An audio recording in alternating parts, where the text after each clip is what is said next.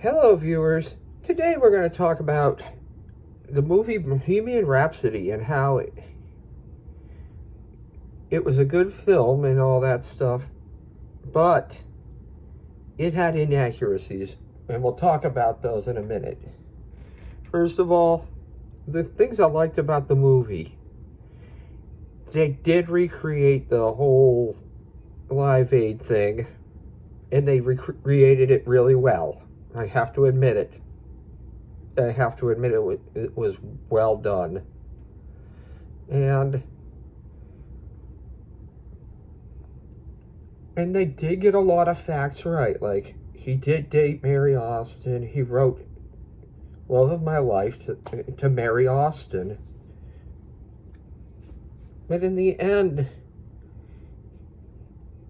he wanted to be with men. He was gay. And he tried to hide it. Yeah, most gay people back then had to hide it because it would have ruined their careers, ruined their lives, and ruined a lot of things. And they did get the fact that he did die of AIDS in 1991. That they didn't skip over or anything. Now we're going to get on to the inaccuracies of the movie. He did not find out he had AIDS until 1987. Or HIV or any of that. But the movie said it was before Live Aid. No. He didn't know until 1987. He knew he had HIV, though. And I tell you what, they tried to either gloss over it or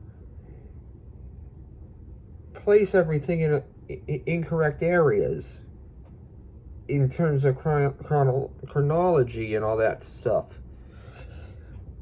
And another thing they got wrong was that is not why they got back together. They got back together to do Live Aid as a favor to the fans. And that got them back together. They recorded a new album and they toured for that album. But because he was getting sick and he was getting weaker, he couldn't tour anymore, really. Then he went on his own and all that stuff. But the movie made it look like he didn't want to be with the band anymore. No! He was too weak to tour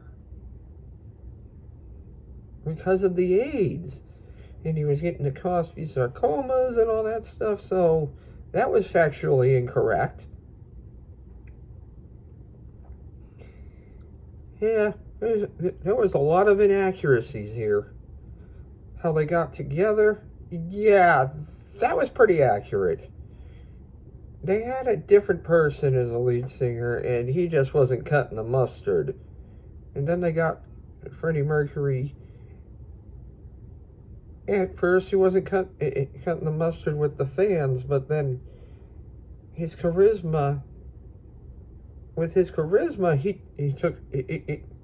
the fans came to like him. So that was accurate. That was true. Did he date John Reed? Yes, he did. For a couple of years. Didn't work out. I don't think it was quite as amicable as it was in the movie, though. So, yeah, he ended up with Elton John in the end as his manager after Freddie Mercury dumped him. And yes, they mentioned that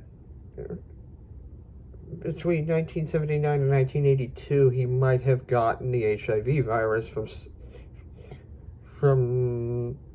screwing around in New York. Yep. So the movie had a lot of inaccuracies, but it also had a lot of accuracies, too.